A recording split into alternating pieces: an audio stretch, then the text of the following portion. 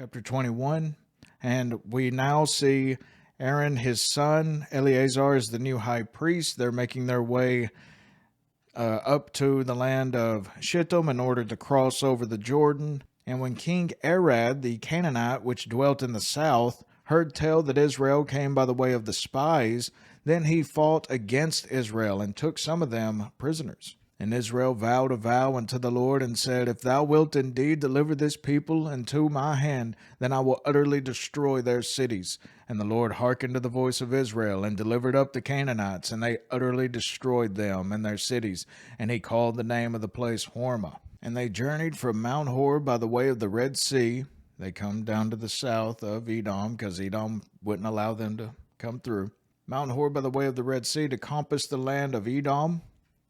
And the soul of the people was much discouraged because of the way. And the people spake against God and against Moses. Wherefore have you brought us up out of Egypt to die in the wilderness? For there is no bread, neither is there any water, and our soul loatheth this light bread. Speaking of the manna. And by the way, this manna, whenever you hear about it being like bread, don't think of it as being sort of tasteless like the bread that we eat. No, this is much more like they would make it into cakes, they call it. And it was actually very tasteful, it's assumed. But they call it this light bread. Hakelokel, a word of excessive scorn, as if they had said, this innutritive, unsubstantial cheat, stomach stuff, referring to the graceful and miraculous manna. And the Lord sent fiery serpents among the people, and they bit the people, and much people of Israel died. So the Lord sends fiery serpents. What are these? There were many such serpents as Moses here speaks of in this wilderness. It's renowned for these, which having been hitherto restrained by God, were now let loose and sent among them. They are called fiery from their effects because their poison caused an intolerable heat or burning. The Arabian cobra is one of these that wander throughout that land. The Arabian cobra is a species of venomous snake in the family Elapidae. The species is endemic to the Arabian Peninsula. The cobra within the peninsula is a concern with having a major cause of mortality rate in the region.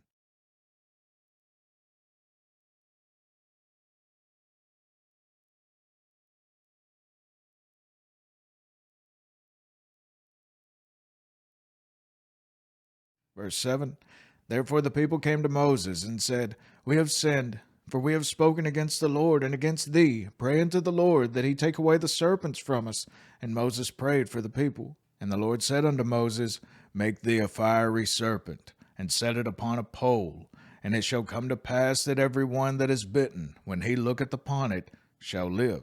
And Moses made a serpent of brass, and put it upon a pole. And it came to pass that if a serpent had bitten any man, when he beheld the serpent of brass, he lived. Now, of course, this bronze serpent is a perfect showing of Christ. Even Christ hearkened back to this example and said that it represented his sacrifice on our behalf. The old serpent was the cause of death, temporal and spiritual. Christ Jesus, in the likeness of sinful flesh, we're told in Romans 8, was made sin for us, and thus fulfilled, as he himself explained to Nicodemus, the type of the brazen serpent. Now they would keep this bronze serpent throughout for hundreds of years later, and they would actually begin to worship it later on, some of the Israelites. This serpent was preserved by the Israelites and taken into Canaan, and was ultimately destroyed by King Hezekiah many hundreds of years later, after it had become an object of idolatrous worship. And of course the serpent harkens all the way back to the Garden of Eden, the original tempter and the accuser of men after Adam fell. And ever since, the whole human race has, been a fallen nature. But anyone in whom looks at Christ and just has faith in him and belief, a lot of people believe that Jesus existed, and some people even will say, yeah, Jesus, he's the Son of God. But there's something about the first commandment, the first and second commandment. It is love God and love thy neighbor, right?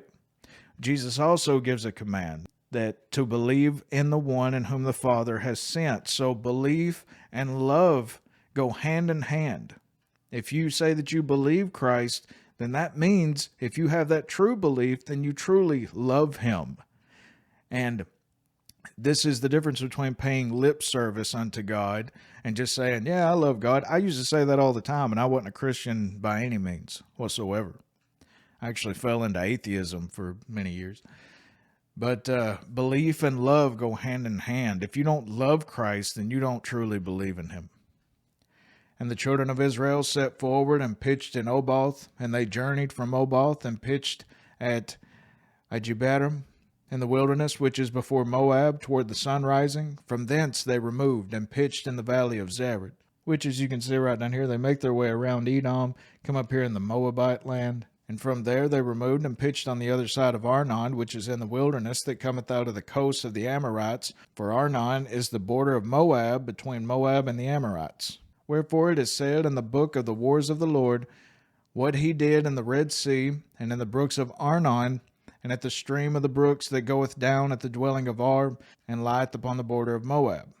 And mind you, nothing is known about this book of the wars of the Lord, to which it may have given more details about some of the other events that happened while they were in the wilderness, but we don't have it today.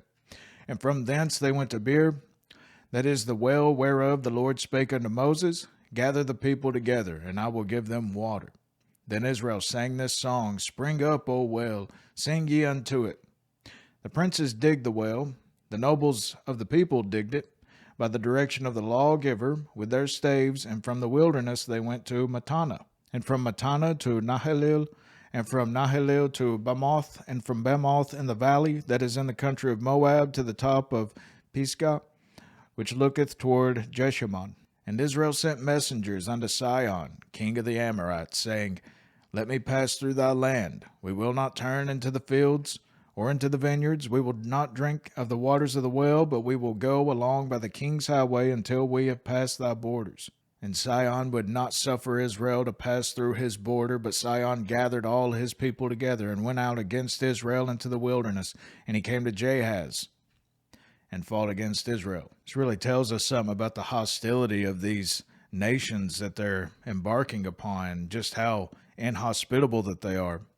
Not content to reject a peaceable message, this king, he went out in a hostile manner against Israel, even out of his own dominions, so that he was the aggressor and unprovoked, which made his ruin appear the more just, and the children of Israel to have a better claim to his country conquered by them.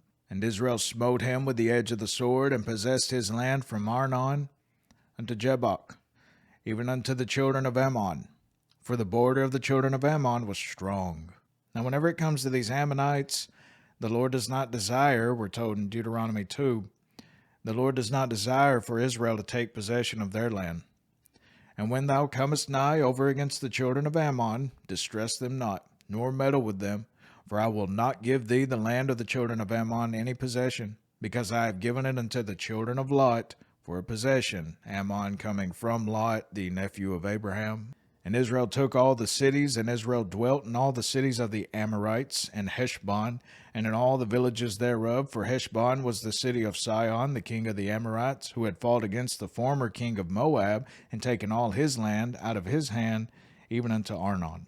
Wherefore they that speak in Proverbs say, Come into Heshbon, let the city of Sihon be built and prepared, for there is a fire gone out of Heshbon, a flame from the city of Sihon. It hath consumed Ar of Moab, and the lords of the high places of Arnon. So they would make songs about how Sihon would conquer the Moabites. Woe to thee, Moab, thou art undone, O people of Chemosh. He hath given his sons that escaped, and his daughters into captivity unto Sihon, king of the Amorites. We have shot at them. Heshbon is perished, even unto Dibon, and we have laid them waste, even unto Nopha, which reaches unto Medeba. Thus Israel dwelt in the land of the Amorites.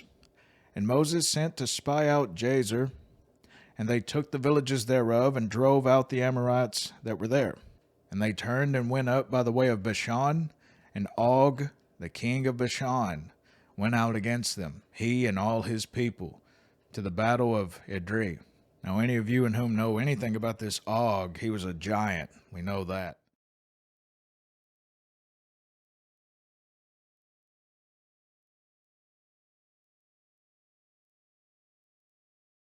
Og, who was also a king of the Amorites. And it may seem that Sihon and Og were the leaders or captains of two great colonies which came out of Canaan and drove out the former inhabitants of these places. These were very mighty, mighty armies that Israel had to battle against, which would have prepared them to go into the much rougher territory of Canaan. You see, formerly the people were so frightened of these giants. Now they're getting to fight against them a little bit in order to be more prepared. And the Lord said unto Moses, Fear him not, for I have delivered him into thy hand, and all his people and his land. And thou shalt do to him as thou didst unto Sihon king of the Amorites, which dwelt at Heshbon. And they smote him, and his sons, and all his people, until there was none left him alive, and they possessed his land.